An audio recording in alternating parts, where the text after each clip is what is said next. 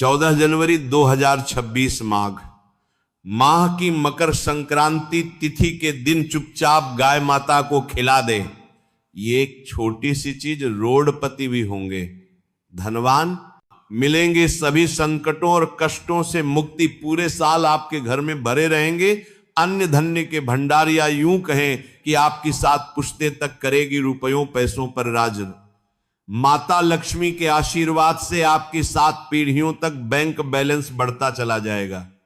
सभी दुख, दर्द, संकट, कष्ट होंगे दूर और सुख आपके कदमों में आ जाएंगे। सुख आपके कदम चूमेगी यदि आप एक छोटी सी चीज गाय को खिला देते हैं। दोस्तों, आपको बता दें कि 14 जनवरी 2026 माह की मकर संक्रांति तिथि के दिन दोस्तों यकीन मानिए तत्काल गरीबी समाप्त हो जाएगी। आपके जीवन से गरीबी का नामो निशान खत्म हो जाएगा, गरीबी जड़ से दूर हो जाएगी हमेशा के लिए। यदि आप एक छोटी सी चीज 14 जनवरी 2026 माह की मकर संक्रांति तिथि के दिन गाय को खिला देते हैं। आपको बता दें कि अगर हिंदू धर्म की माने तो ऐसी मान्यता है कि गाय की सेवा अगर निस्वार्थ भाव से की जाए तो घर में लक्ष्मी का वास होता है। वैसे तो युगों से चला आ रहा है कि गाय को हम कुछ ना कुछ हम खिलाते जरूर हैं। गाय को सनातन धर्म में लक्ष्मी स्वरूप भी माना गया है। कहा जाता है कि गाय की सेवा करने से घर परिवार सुखी और संपन्न रहता है। जिस घर में गाय की सेवा निस्वार्थ भाव से होती है उस घर में लक्ष्मी जी की कृपा हमेशा बनी रहती है। और जिस घर में गाय की सेवा नहीं होती, अचानक से किसी भी प्रकार की वहां पर विघ्न बाधाएं आती ही रहती है। वैसे तो कुछ लोग शहरों में भी रहते हैं, महानगरों में रहते हैं, तो गाय पालना संभव नहीं है, लेकिन गाय को रोटी जरूर खिलाई जाती है, लेकिन कई बार कुछ भूल हो जाती है। तो कौन सी 3 चीजें हैं जो गाय को नहीं खिलानी चाहिए, आज हम आपसे यही इस वीडियो में साझा करेंगे। लेकिन दोस्तों उससे पहले आपसे रिक्वेस्ट करते हैं कि वीडियो को लाइक जरूर करिएगा, दोस्तों को शेयर कर दीजिएगा, और अगर आपने अभी तक चैनल को सब्सक्राइब नहीं किया है तो चैनल को सब्सक्राइब करके बेल आइकॉन जरूर दबाइए।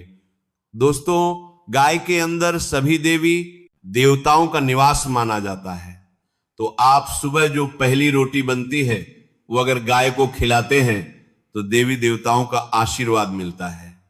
दोस्तों, गाय को गुरु ग्रह के साथ जोड़ा गया है, यानी गुरु ग्रह के साथ, बृहस्पति ग्रह के साथ। इसीलिए गुरुवार के दिन गाय को रोटी पर एक चुटकी हल्दी डालकर खिलाए तो सुख संपत्ति, धन ऐश्वर्य बढ़ता है दोस्त, शांत हो जाते हैं।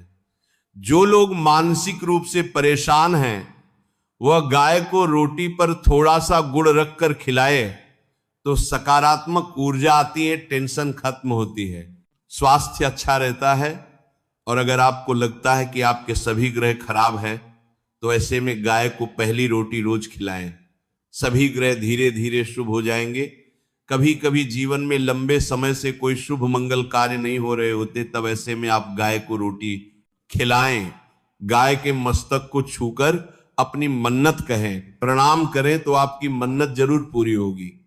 तो ये था गाय को आप क्या खिलाए उसके बारे में, लेकिन गाय को क्या नहीं खिलाना चाहिए अब हम जानते हैं। दोस्तों, रोटी तो हर कोई खिलाता है, गाय की रोटी बासी नहीं होनी चाहिए, यानी कि एक दिन पहले की जो रोटी बनी रहती है और आप दूसरे दिन खिला देते हैं, सुबह सुबह वह नहीं खिलाना चाहिए। कई बार आप रोटी बना लेते हैं और उस दिन गाय मिलती नहीं तो रोटी रखी रह जाती है, फिर वो अगले दिन गाय को खिलाने से गाय का अपमान माना जाता है, वो रोटी बासी कहलाती है। इसीलिए गाय को एक दिन पहले की बची हुई रोटी नहीं खिलानी चाहिए, सड़ी गली चीजें, खराब चीजें गाय को मत खिलाइए, इससे घर में परेशानी आती है। अपनी आदत को बदलिए, अगर आप ऐसा करते हैं तो इससे घर में तकलीफ आती है। चैनल के माध्यम से आपको बता दें कि गाय को हरा चारा तो हर कोई खिलाता है, हरा चारा खिलाते समय एक बात का ध्यान रखें, गाय को सबसे ज्यादा पीपल का पत्ता लोग खिलाते हैं, पर पीपल का पत्ता आप खुद से तोड़कर मत खिलाइए। दूसरी बात, आप घर में सब्जी लाते हैं तो अच्छी चीजें तोड़कर रख के बचा खुचा आप गाय को खिलाएं। आप जो देंगे वो गाय खा लेगी, लेकिन थोड़ी सी कुछ अच्छी चीजें मिलाकर गाय को खिला दीजिएगा तो ज्यादा फायदा होगा। गाय को दूध नहीं पिलाना चाहिए। आप दही चावल खिला सकते हैं, लेकिन दूध ताजा हो या बचा हुआ भूलकर भी गाय को मत पिलाइए। तो 3 चीजें गाय को नहीं खिलानी है। एक तो बची कुची रोटी नहीं खिलानी है। कोई भी अनाज बच जाए उसे दूसरे दिन नहीं खिलाना है। जैसे चावल बच जाता है, रोटी बच जाती है, और आप अगर चारा खिलाते हैं उन्हें तो सड़क गला मत खिलाइए। और अगर खिलाते कोई चीज तो उसके साथ कुछ अच्छी चीजें मिला लें, और दूध भी नहीं पिलाना है। ये चीजें बिल्कुल भी नहीं खिलाएं, नहीं तो घर में गरीबी आती है। माता लक्ष्मी आपके घर में वास करना छोड़ देती है। चैनल के माध्यम से आपको बता दें कि 8400 योनियों के सफर करके आत्मा अंतिम योनि के रूप में गाय का रूप धरती है। गाय लाखों योनियों का वही बांध पड़ाव है जहां आत्मा विश्राम करके आगे की यात्रा शुरू करती है। दोस्तों, गाय का कोई अपशगुन नहीं होता। जिस भूभाग पर मकान बनाना हो वहां पर अगर आप 15 दिन के लिए गाय और बछड़ा बांध देते हैं तो वह जगह पवित्र हो जाती है। उस भूभाग से बहुत ही आसुरी शक्तियां का नाश हो जाता है, क्योंकि गाय में सकारात्मक ऊर्जा का भंडार माना गया है। दोस्तों, अगर आप कहीं भी जा रहे हैं और गाय माता आपका मार्ग रोक दे तो ये बहुत ही शुभ माना जाता है। गाय और बछड़े का दर्शन एक साथ आपको हो जाए तो आपकी सफलता का प्रतीक माना जाता है। अगर आपके घर के आसपास घूमती रहती है तो इसका मतलब है कि आपके घर से काफी सारे संकट दूर हो जाते हैं। अपने आप और समृद्धि पूर्वक जीवन आपको मिलता है। गाय के समीप आप अगर जाते हैं तो संक्रामक रोग, कफ, खांसी, सर्दी, जुकाम आदि का ग्रह जो अपने आप ही बिना दवाइयों के भी नाश हो जाता है। अगर आपको गाय अचानक से पूंछ मार देती है तो ये बहुत ही शुभ संकेत माना गया है, और काली चितकबरी गाय का ऐसा करना तो और भी ज्यादा शुभ माना गया है। पंचगव्य जो होते हैं वो कई रोगों में लाभदायक है, और गाय को रोटी देने से ना केवल सुख समृद्धि की प्राप्ति होती है, वहीं बरकत भी होने लगती है। दोस्तों, आपको एक बार फिर से याद दिला दें कि चैनल पर आपको शास्त्रों पर आधारित और प्रमाणिक जानकारी मिलती है, इसीलिए चैनल को सब्सक्राइब जरूर कर लें और वीडियो को लाइक शेयर भी जरूर कर दें। दोस्तों, आपको बता दें, वाल्मीकि रामायण में सीता द्वारा पिंडदान देकर दशरथ की आत्मा को मोक्ष मिलने का संदर्भ आता है। जो लोग जानते होंगे वह जानते हैं कि वनवास के दौरान भगवान राम लक्ष्मण और सीता पितृपक्ष के दौरान श्राद्ध करने के लिए गया धाम पहुंचे। वहां श्राद्ध कर्म के लिए जरूरी सामग्री जुटाने के लिए राम और लक्ष्मण तो चले गए और सामान लेकर आए नहीं। इधर दोपहर हो गई, पिंडदान का समय निकलता जा रहा था। सीता मां घबराने लगी, तभी दशरथ की आत्मा ने पिंडदान की मांग कर दी। तब सीता माता फल्गु नदी पर अकेली सीता जी मुश्किल में पड़ गई। उन्होंने फल्गु नदी के साथ वट वृक्ष, केतकी के फूल और गाय को साक्षी मानकर बालू का पिंड बनाया और स्वर्गीय राजा दशरथ अपने ससुर के निमित्त पिंड दान कर दिया। थोड़ी देर में भगवान राम और लक्ष्मण जब लौटे तो उन्होंने कहा कि समय निकल जाने के कारण मैंने पिंड दान कर दिया। बिना सामग्री के पिंड दान कैसे हो सकता है? इसके लिए राम जी ने सीता मां से प्रमाण मांगा। तब सीता माता ने कहा कि जो फल्गु नदी की रेत है, के फूल है, गाय है और वट वृक्ष है, मेरे द्वारा किए गए श्राद्ध कर्म की गवाही दे सकते हैं। इतने में फल्गु नदी, गाय और खेतकी के फूल तीनों इस बात को मुकर गए। उन्होंने कहा सीता मां झूठ बोल रही है, सिर्फ वट वृक्ष ने सही बात कही। तब सीता जी ने दशरथ का ध्यान करते हुए उनसे ही गवाही देने की प्रार्थना करी। दशरथ जी ने सीता मां की प्रार्थना को स्वीकार करके घोषणा की कि अंतिम वक्त पर सीता ने मुझे पिंडदान कर दिया। इस पर राम आश्वस्त हुए, लेकिन तीनों गवाहों द्वारा झूठ बोलने पर सीता जी उनसे क्रोधित हो गए और उन्हें श्राप दिया। फल्गु नदी से कहा कि जा, तेरा नाम सिर्फ नदी रहेगा लेकिन तुझ में पानी कभी नहीं रहेगा। इस कारण आज भी आप जानते होंगे, जो लोग जानते हैं, फल्गु नदी आज भी सूखी ही रहती है। गाय को श्राप दिया कि तू पूज्य होकर भी लोगों का झूठा खाएगी, और केतकी के फूल को श्राप दिया कि तुझे पूजा में कभी नहीं चढ़ाया जाएगा।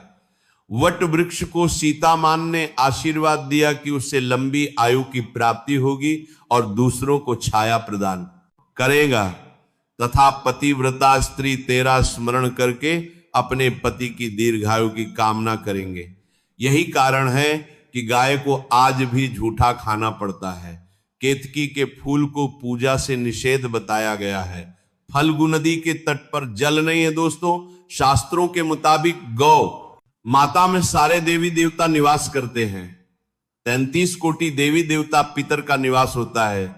अगर आप भी किसी मंदिर में नहीं जा सकते, पूजा पाठ नहीं करते हैं, कहीं जाकर के ग्रह दोषों का उपाय नहीं कर सकते, तो आपको गाय को एक रोटी जरूर खिलानी चाहिए। हमेशा कहते हैं पहली रोटी गाय को अगर आप भी खिलाते हैं तो दुनिया के सारे सुखों को प्राप्त कर सकते हैं।